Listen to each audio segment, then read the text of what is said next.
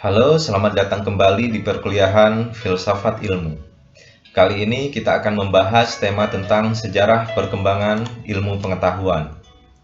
Sejarah perkembangan ilmu pengetahuan hingga muncul bentuk-bentuknya seperti yang kita kenal sekarang tidak dapat dilepaskan dari sejarah kemunculan filsafat. Di Yunani kuno, sebelum memasuki abad ke-6 sebelum Masehi, orang-orang cenderung menyandarkan seluruh pertanyaan tentang alam semesta pada jawaban yang disediakan oleh mitologi. Bahwa ada dewa-dewa yang mengatur setiap kejadian.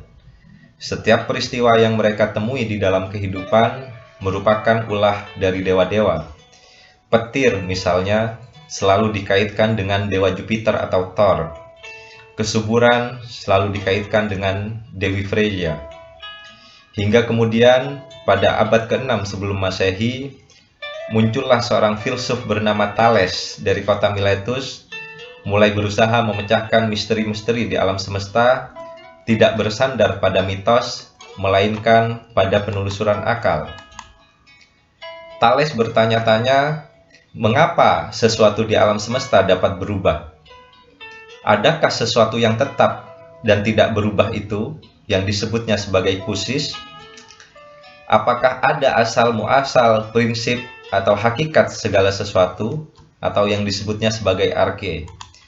Dari pertanyaan-pertanyaan inilah kemudian filsuf-filsuf awal di Yunani kuno berusaha memecahkan pertanyaan tentang substansi alam semesta melalui akal. Inilah cikal bakal lahirnya filsafat di Yunani kuno pada abad ke-6 sebelum Masehi. Thales mengemukakan bahwa arke atau substansi segala sesuatu adalah air. Airlah yang membentuk segala hal lainnya. Air dapat bertransformasi menjadi berbagai bentuk. Air bisa padat, bisa juga menguap.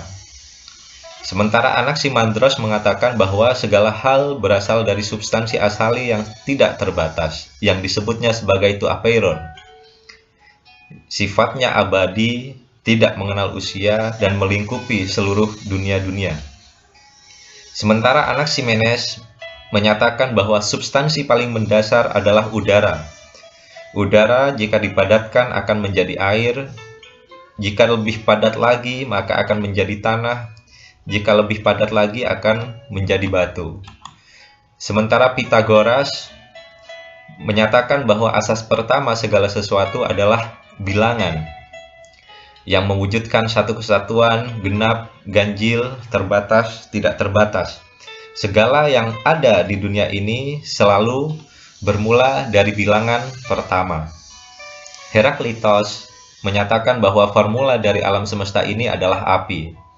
Ia material sekaligus non-material, selalu bergerak dan dalam proses menjadi. Dan Anaxagoras menyatakan bahwa akal budi adalah penyebab utama segala hal yang terjadi di dunia ini. Akal budi hanya ditemukan pada makhluk hidup. Filsuf-filsuf awal di Yunani kuno ini disebut sebagai physikoi, yaitu filsuf-filsuf yang berusaha memecahkan misteri tentang apa yang tetap itu atau fusis itu. Di era setelahnya muncul 3 filsuf terkemuka dari Yunani. Yang pertama adalah Sokrates yang merupakan guru dari Plato. Ia menemukan metode yang disebut sebagai dialektika atau dialog, yang berusaha untuk menolong melahirkan pengertian atau kebenaran melalui dialog yang intens antara Sokrates dengan orang-orang yang ditemuinya. Sementara Plato adalah guru dari Aristoteles. Ia mendirikan akademia di Athena. Dan Aristoteles adalah peletak dasar ilmu logika modern. Warisan dari Plato dan Aristoteles ini bahkan masih bisa kita temui dalam ilmu-ilmu pengetahuan modern. Pertanyaan-pertanyaan terbesar mereka masih berkutat tentang alam semesta. Maka corak filsafat Yunani disebut sebagai kosmosentris, yaitu alam semesta sebagai objek utama kajian falsafati. Sebelum kita lebih jauh membahas tentang sejarah perkembangan ilmu pengetahuan, ada baiknya kita melihat pembagian periode-periode dalam filsafat. Yang pertama adalah abad ke-6 sebelum Masehi, yaitu kemunculan filsafat di Yunani kuno. Kemudian periode berikutnya adalah abad 3 sampai 4 sebelum Masehi di Romawi yang coraknya disebut sebagai patristik. Abad ke-5 sampai 14 Masehi adalah filsafat gereja.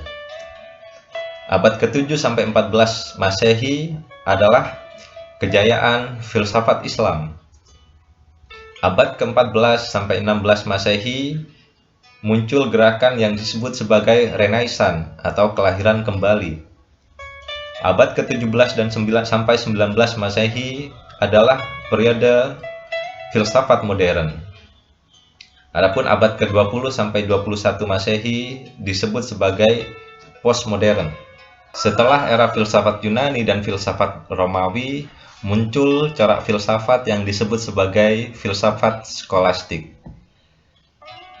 Filsafat skolastik muncul berkaitan dengan penyebaran agama Kristen di Eropa.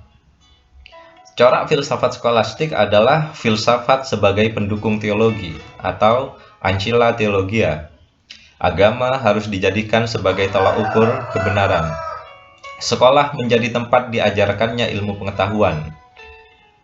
Penalaran dan filsafat tidak boleh menghasilkan kesimpulan yang menggoyahkan iman. Dari filsafat skolastik ini muncul filsuf-filsuf yang lahir dari kalangan santo-santo.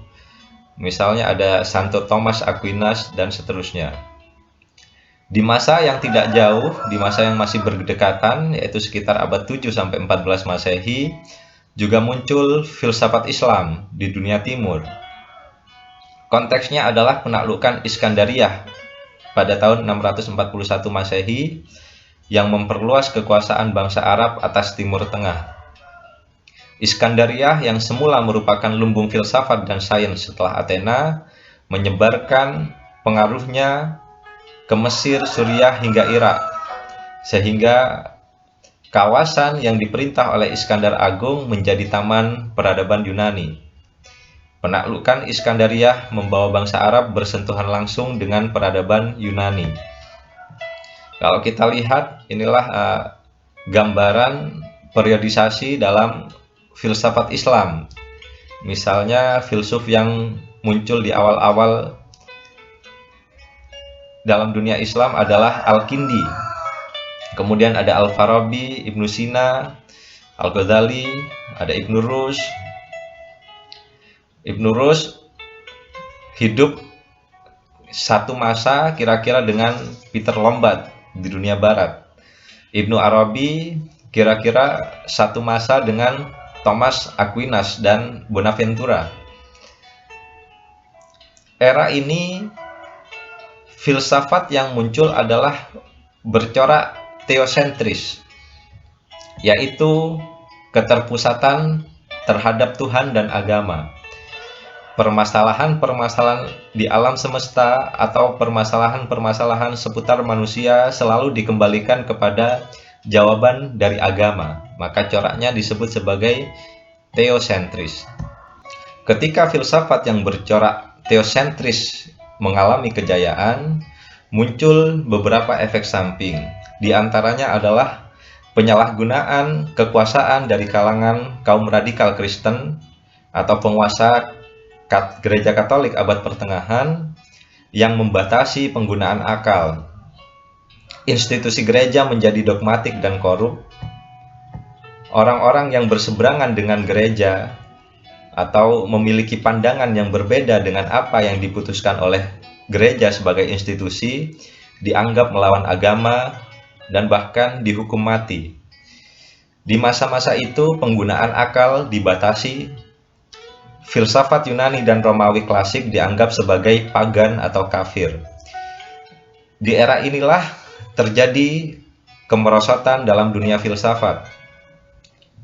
Maka muncullah gerakan yang disebut sebagai Renaissance atau kelahiran kembali.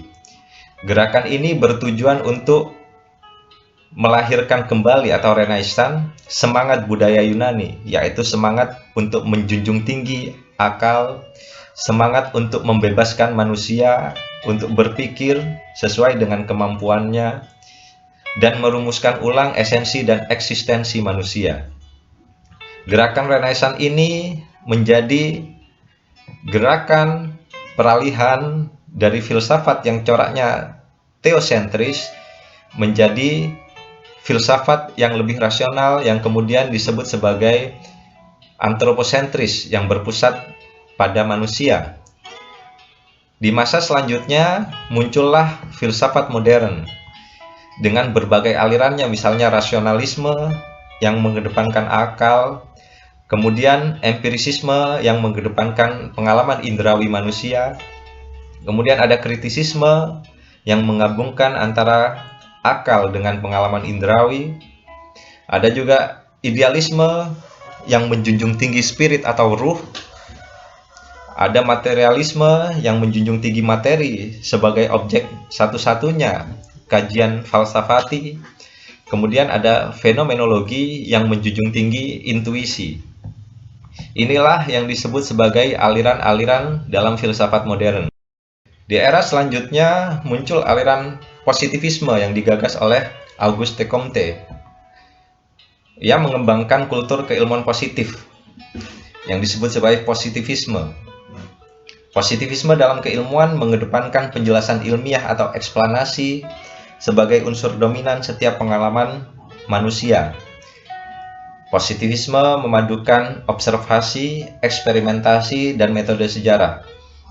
Aliran ini kemudian berperan besar dalam perkembangan keilmuan modern.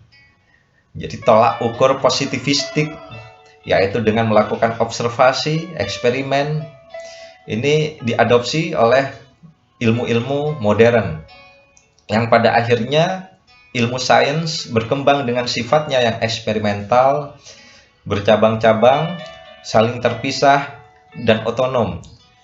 Misalnya ilmu matematika memiliki metodenya sendiri yang mungkin sudah berbeda dengan metode filsafat secara umum. Auguste Comte membagi kategori ilmu ke dalam 6 bagian. Yang pertama adalah matematika, yang kedua fisika atau ilmu alam, yang ketiga ilmu kimia, yang keempat ilmu perbintangan, yang kelima ilmu biologi atau ilmu hayat, yang keenam adalah sosiologi. Di akhir-akhir abad 19 inilah ilmu-ilmu berkembang secara independen. Muncul ilmu biologi, muncul pemikir-pemikir terkemuka dalam ilmu fisika misalnya, termasuk juga dalam ilmu astronomi. Inilah yang menyebabkan pembedaan ketat antara filsafat dengan sains. Sejak munculnya positivisme antara filsafat dengan sains ada perbedaan.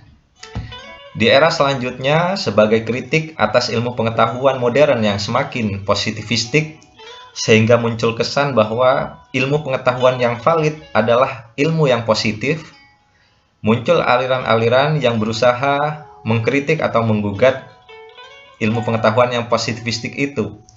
Misalnya ada aliran strukturalisme, ada juga postmodernisme. Aliran-aliran ini berusaha mengarahkan wacana filsafat ke dalam bahasa dan simbol sebagai pusat wacananya. Maka corak filsafat berikutnya disebut sebagai logosentris, yaitu berpusat kepada logos atau simbol. Berikutnya kita review kembali bagaimana perkembangan filsafat secara periodik. Yang pertama, filsafat muncul di Yunani kuno pada abad 6 sebelum Masehi, yang kemudian disusul oleh filsafat yang bercorak Helenistik pada abad 3 sebelum Masehi. Pada awal-awal Masehi muncul filsafat Romawi. Antara filsafat Yunani kuno, filsafat Helenistik, dan filsafat Romawi awal-awal ini memiliki corak yang sama, yaitu yang disebut sebagai kosmosentris, yaitu menempatkan alam semesta sebagai pusat kajian filsafat. Jadi pertanyaan-pertanyaan terbesar manusia pada masa itu adalah pertanyaan seputar alam semesta. Pada masa berikutnya muncul filsafat Kristen pada abad pertengahan, yang kira-kira dimulai pada abad kelima Masehi. Di sini berkembang filsafat yang disebut sebagai skolastik, gereja sebagai pusat pemikiran filsafat. Sementara di belahan dunia timur berkembang juga filsafat Islam pada abad 7 sampai 14 Masehi. Antara filsafat Kristen dan filsafat Islam yang berkembang di abad pertengahan ini memiliki corak yang kurang lebih sama, yaitu menempatkan Tuhan dan agama sebagai pusat kajian filsafat. Coraknya disebut sebagai teosentris. Di era peralihan antara abad pertengahan ke abad modern muncul gerakan yang disebut sebagai Renaissance, yaitu usaha untuk melahirkan kembali filsafat Yunani kuno yang sempat tenggelam di abad pertengahan ketika gereja berkuasa. Filsafat Yunani kuno di era kekuasaan gereja, terutama di akhir-akhir pada abad ke-12-13, filsafat Yunani kuno dianggap sebagai pagan atau dikafirkan. Orang-orang yang berlawanan pendapat dengan gereja dianggap sebagai pemberontak sehingga layak untuk dihukum mati. Kekhawatiran atas kekuasaan gereja yang semakin membabi buta ini membuat kalangan intelektual pada masa itu membuat gerakan yang disebut sebagai Renaissance sebagai usaha untuk menggugat kekuasaan gereja yang semakin tidak masuk akal. Inilah yang menjadi cikal bakal munculnya filsafat modern. Filsafat yang berusaha mengembalikan pemikiran kepada manusia. Maka corak filsafat modern disebut sebagai antroposentris, yaitu filsafat yang terpusat kepada manusia. Di era berikutnya muncul filsafat postmodern yang menggugat filsafat modern yang bergerak ke arah positivistik. Filsafat postmodern coraknya disebut logosentris. Jadi ada 4 corak besar dari sejarah perkembangan filsafat secara keseluruhan, yaitu kosmosentris, kemudian dilanjutkan dengan teosentris, kemudian antroposentris, dan terakhir adalah logosentris. Lalu, apakah sumbangsi dari filsafat Islam atau ilmuwan-ilmuwan Muslim dalam konteks sejarah perkembangan ilmu pengetahuan secara umum? Mungkin kita harus kembali ke abad ke-7 sampai 14 Masehi, di mana filsafat Islam mengalami puncak kejayaannya. Ketika filsafat Islam sedang mengalami puncak kejayaannya di dunia timur, di dunia barat, filsafat justru mengalami penurunan, bahkan ada pelarangan-pelarangan dari pihak gereja. Orang-orang yang memiliki pemikiran berbeda dengan apa yang sudah diputuskan oleh gereja dianggap sebagai pemberontak. Masa-masa itu di dunia barat disebut sebagai masa kegelapan. Di dunia Islam, filsafat berkembang pesat. Muncul pemikir-pemikir seperti Ibnu Sina, misalnya Ibnu Rushd, yang menginspirasi ilmuwan-ilmuwan barat pada masa itu untuk melahirkan kembali kejayaan filsafat di dunia barat. Terdapat banyak catatan yang menunjukkan bahwa filsuf-filsuf Islam sangat mempengaruhi ilmuwan-ilmuwan barat sehingga mereka membentuk suatu gerakan yang disebut sebagai Renaissance. Misalnya Thomas Aquinas pernah bersentuhan langsung dengan karya-karya Ibnu Sina dan Ibnu Rushd, sebagaimana dijelaskan oleh Carles Burnet dalam catatannya tentang penerjemahan naskah-naskah berbahasa Arab ke dalam bahasa Latin di abad pertengahan. Atau di akhir abad ke-11 ketika beberapa orang sarjana dari Italia mengoleksi buku-buku kedokteran dan filsafat yang sebagian diperoleh dari lawatannya ke Tunisia, yaitu merupakan buku-buku kedokteran dari dunia Islam. Ada catatan juga yang menunjukkan bahwa pada abad ke-8 Masehi ada usaha penerjemahan buku-buku filsafat berbahasa Arab yang dilakukan di Spanyol. Jadi filsafat Islam disebut sebagai jembatan emas yang menghubungkan antara filsafat Yunani dengan filsafat Barat modern. Karena pemikir-pemikir modern di dunia Barat sedikit banyak dipengaruhi oleh filsafat Islam. Jadi filsafat Yunani sebenarnya sudah ditenggelamkan, sudah dikubur di abad pertengahan di dunia Barat. Mereka mempelajari filsafat Yunani melalui terjemahan-terjemahan dari bahasa Arab. Jadi filsafat Yunani diterjemahkan ke bahasa Arab, kemudian dikembangkan dalam dunia Islam. Terjemahan dari dunia Islam ini kemudian diterjemahkan ke dalam bahasa Latin atau dalam bahasa Eropa. Inilah beberapa sumbangsih dari filsafat Islam dalam konteks perkembangan ilmu pengetahuan secara umum. Hari ini mungkin kita mengenal banyak sekali pemikir-pemikir dari dunia Islam yang mempengaruhi perkembangan sains di dunia Barat. Itulah pemaparan tentang sejarah perkembangan ilmu pengetahuan secara umum, terutama dalam konteks filsafat. Sekian yang bisa saya sampaikan. Sampai jumpa di materi-materi berikutnya. Terima kasih sudah menyimak. Wassalamualaikum warahmatullahi wabarakatuh.